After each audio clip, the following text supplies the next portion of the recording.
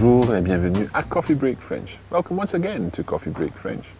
Now in this lesson, lesson 69, we're going to be hiring a car. And again, we're going to be encouraging you to create the phrases that you need based on the language and grammar that you already know.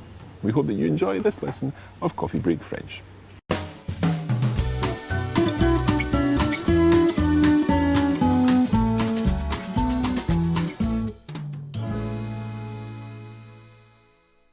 So to begin with, we're going to look at some useful vocabulary for talking about cars and hiring cars. And I think you'll already know what a car is. Can you remember? Une voiture. That's right, une voiture. Voiture. Voiture. Okay, so it's that nice U sound, voiture. Voiture. So if a car is une voiture, then to drive a car is conduire une voiture. Conduire une voiture. So conduire is an RE verb and it is a bit irregular. Let's go through the conjugation of conduire. Je conduis, Je conduis. and that ends in UIS. So CONDUIS. Je conduis, Je conduis. tu conduis, Tu conduis. il conduit. Il conduit. So the tu and the je form both end in S, and the il form, any guesses as to what it ends in? T. Yeah, normally an adi verb, if you take, for example, vendre, would have no ending in the he, she, or it form. So je vends, tu vends, both ending in S, but il or elle vend, V-E-N-D. However, with conduire, you have je conduis, I-S, tu conduis, I-S, il conduit, I-T. So it's almost like a finir verb. So the nous form is nous conduisons. Nous conduisons. Vous conduisez, Vous conduisez. and ils conduisent. Ils conduisent. So that's ending in, well, the whole verb is spelled C-O-N-D-U-I-S-E-N-T, and that's your silent E-N-T ending. Je conduis, tu conduis, il conduit, nous conduisons, vous conduisez, ils conduisent. Je conduis. Tu conduis. Il conduit. Nous conduisons. Vous conduisez. Ils conduisent.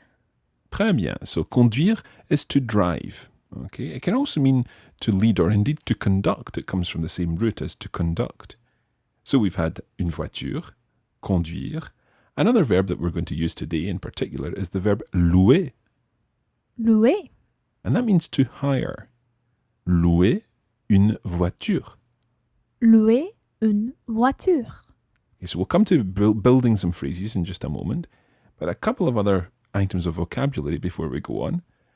L'assurance, L'assurance. and l'assurance is insurance. L'assurance. L'assurance.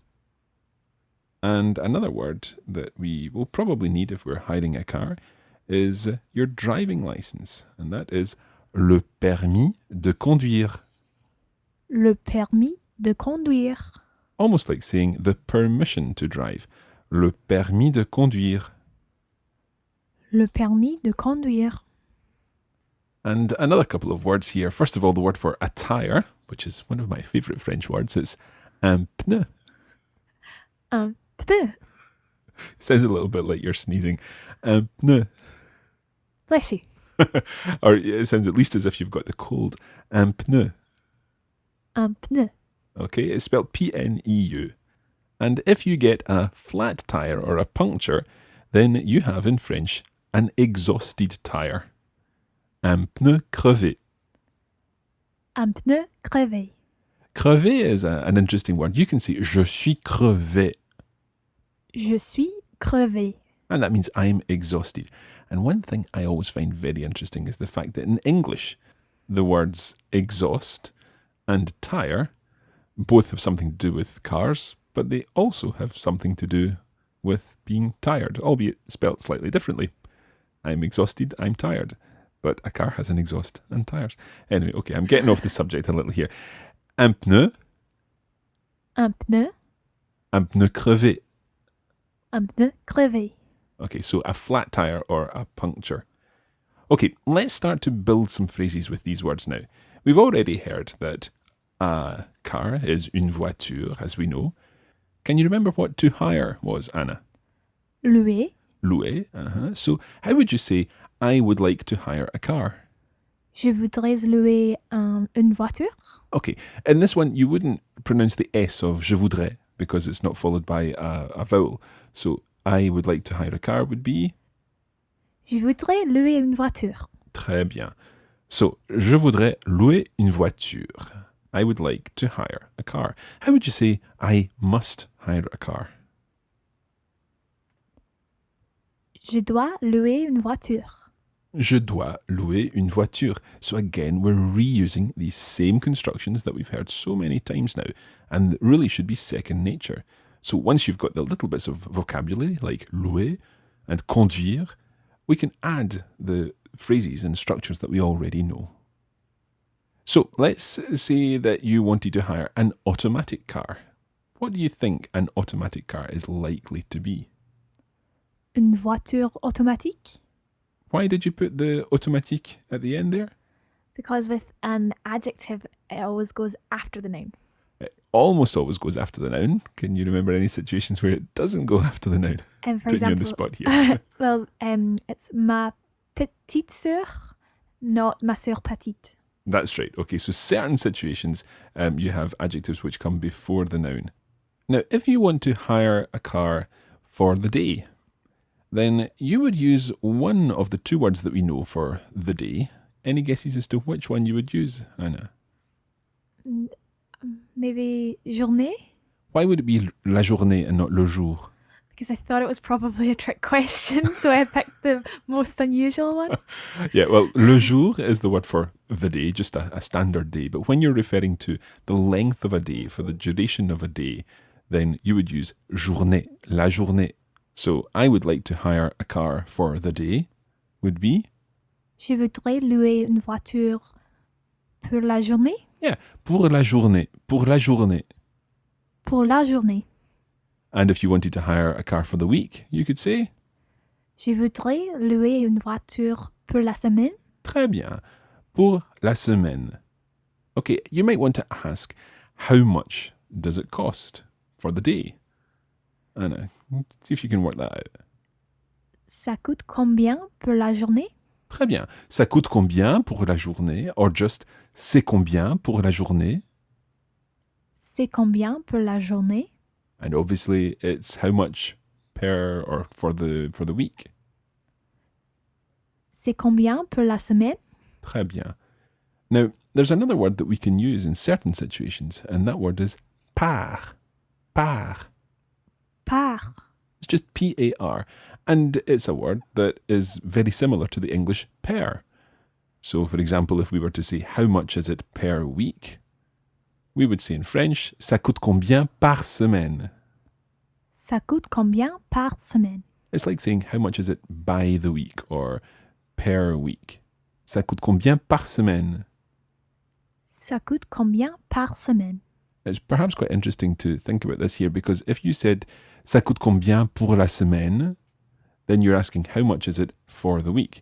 And it's quite possible that if you were hiring a car for the week, then it would be one cost. But if you are asking, how much is it per week? That could be a different cost because you might be hiring it for 4 weeks, in which case you might get a reduction. So it's just interesting to note the slight differences in the words here that we're using. Ça coûte combien pour la semaine or ça coûte combien par semaine? Now, when you're hiring the car, you might need to ask if insurance is included. And the word that you would use in French for included is compris. Compris. Now, this actually comes from the word comprendre.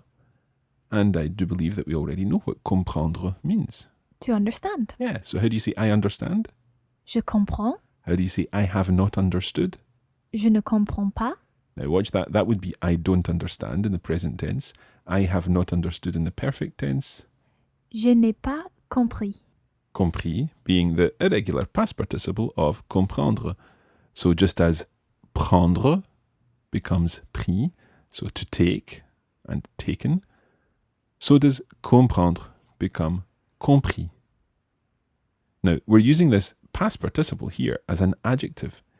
And when we're using it as meaning included, it's almost like saying, is insurance understood? As in, is it understood that I am insured to drive this car? And because we're talking about l'assurance, l'assurance est l'apostrophe A-S-S-U-R-A-N-C-E, l'assurance is a feminine thing.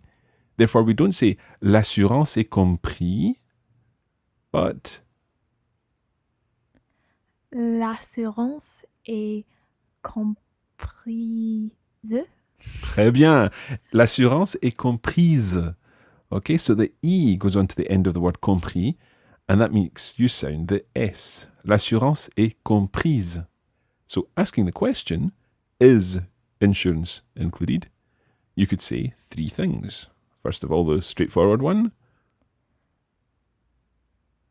L'assurance est comprise. By raising your voice, exactly. Or you could use est-ce que. Anna? Est-ce que l'assurance est comprise? Mm-hmm.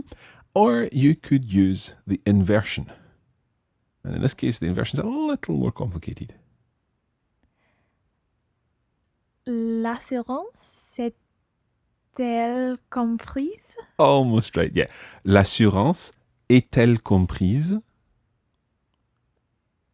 L'assurance est-elle comprise? So you're saying l'assurance est-elle comprise? Elle being l'assurance. The insurance, is she included? Or something like that.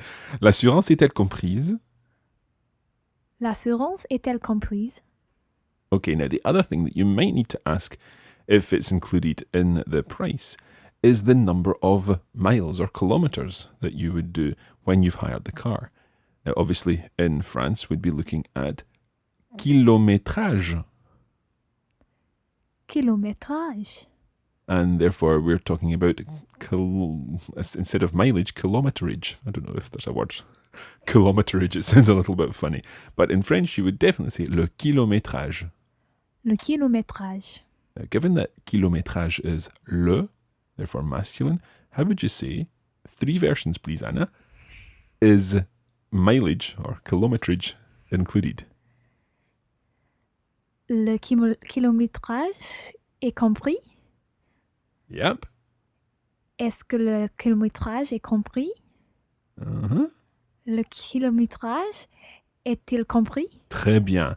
Le kilométrage est-il compris in the last one with the inversion because le kilométrage is referred to as il. Now, when you're dealing with hiring cars and so on, the kind of things that the person that you're talking to will say back to you are very similar to the kind of things that they might say if you're buying food or doing other transactional things, perhaps at the bank or whatever. So all the language that you've learned so far will be exactly the kind of thing that you need. However, there are a couple of things that you might be asked. For example, je peux avoir votre permis de conduire?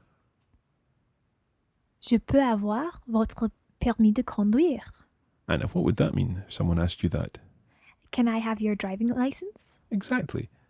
Can I have your driving license? Je peux avoir votre permis de conduire? And another situation may be that you would want to explain that your friend wants to drive too. So, my friend would be?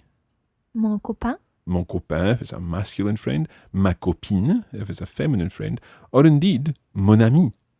And mon ami, AMI, is your masculine friend.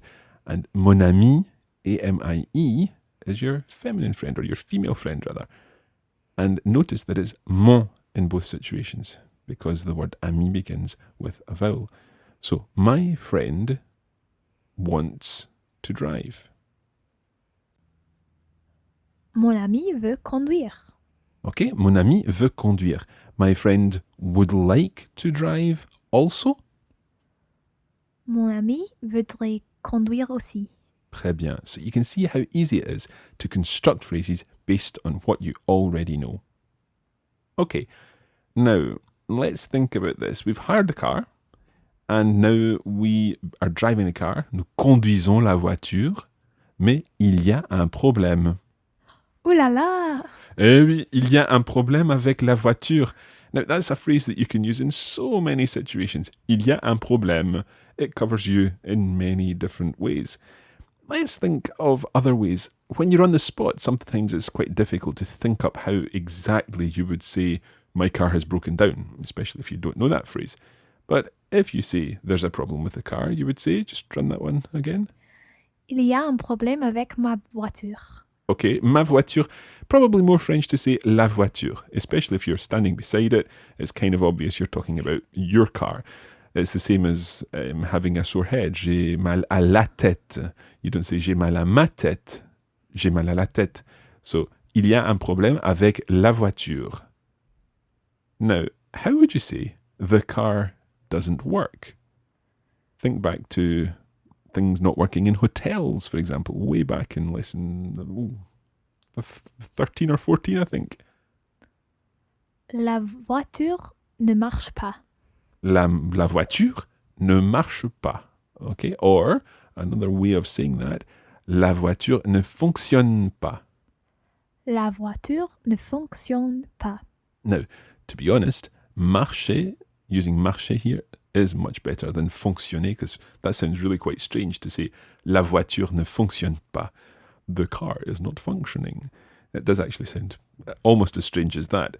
So, la voiture ne marche pas, but the way you would actually say this in French is to say that the car has broken down, or the car is broken. And if something is broken in French, it's en panne. En panne. So, the car is broken down. La voiture est en panne. Très bien. La voiture est en panne. P-A-N-N-E. Panne. Panne. So, excuse me, please, there's a problem with the car. The car's broken down. Excusez-moi, s'il vous plaît, il y a un problème avec la voiture. La voiture ne marche pas. She has broken down, or she's broken down. Elle est en panne. Yeah, I actually always think of this. It doesn't mean this, and it's not a literal translation, but I always think of it, it's in pain. The car is in pain. It doesn't mean that, so don't associate en panne with in pain. If you're ever in pain, don't say je suis en panne, because that means you've just broken down. So probably not the best thing to say. But I always think of that. The car is in pain. La voiture est en panne. But it doesn't mean that. Okay, if you have run out of petrol, then in that situation, you are in a broken down situation of petrol. Now, petrol is essence. Essence. It's like essence, the essence that runs your car. So, I have run out of petrol would become je suis en panne d'essence. Je suis en panne d'essence. Try that one again. Je suis en panne d'essence. Je suis en panne d'essence. Okay. So, we've had je suis en panne, or la voiture est en panne. La voiture est en panne d'essence, or just je suis en panne d'essence. And let's now get back to that word that I like so much, and that word is tire. Can you remember what the word for a tire is? Un peu. Not peu, that's a little. Un pneu. Un pneu. There's a P and an N in there. Un pneu. Un pneu. Okay, it always sounds as if it comes right through your nose. Un pneu. Un pneu. So that exhausted tire was un pneu. Not cassé. Not cassé, but crevé. Crevé. Cassé means broken, but in this sense, it's exhausted. Crevé. Crevé. J'ai un pneu crevé. J'ai un pneu crevé. Okay, now it's also possible that you may need to say that you don't know what the problem is. You don't know what's happening. Now, how do you say I don't know, first of all? Je ne sais pas. Je ne sais pas. And then to say what's happening, you would say je ne sais pas that which is happening. Ce qui se passe. Ce qui se passe. Ce qui se passe. Ce qui se passe. It's quite tricky this because ce qui is C-E-Q-U-I, ce qui, Ce qui and then se passe, that ce is S-E because it's a reflexive verb, se passer, to happen. Ce qui se passe. Ce qui se passe. And in spoken French, it's very often run together. So, ce qui se passe. Ce qui se passe. Je ne sais pas ce qui se passe. Je ne sais pas ce qui se passe. Okay, it's kind of da-da-da-da-da-da-dum. Je ne sais pas ce qui se passe. Je ne sais pas ce qui se passe. Okay, so I don't know what's happening. Je ne sais pas ce qui se passe. Or, I don't know what's not working. Je ne sais pas ce qui, that which, ne marche pas. Je ne sais pas ce qui ne marche pas. Très bien, je ne sais pas ce qui ne marche pas. Je ne sais pas ce qui ne marche pas. So what we've seen today is that, again, based on the language that we've been studying over the past few weeks, we can put together these phrases just with a few extra pieces of vocabulary. And it's so much easier to construct the phrases around what you now know, based on the expressions like je voudrais, je dois, and all the things, even using things in the perfect tense and in other tenses as well.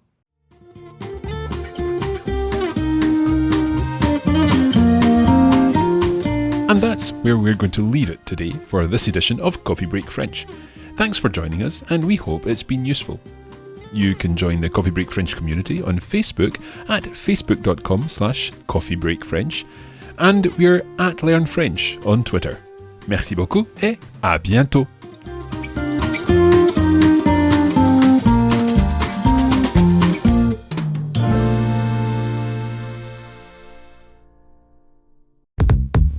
This is a production of the Radiolingua Network. Find out more at radiolingua.com.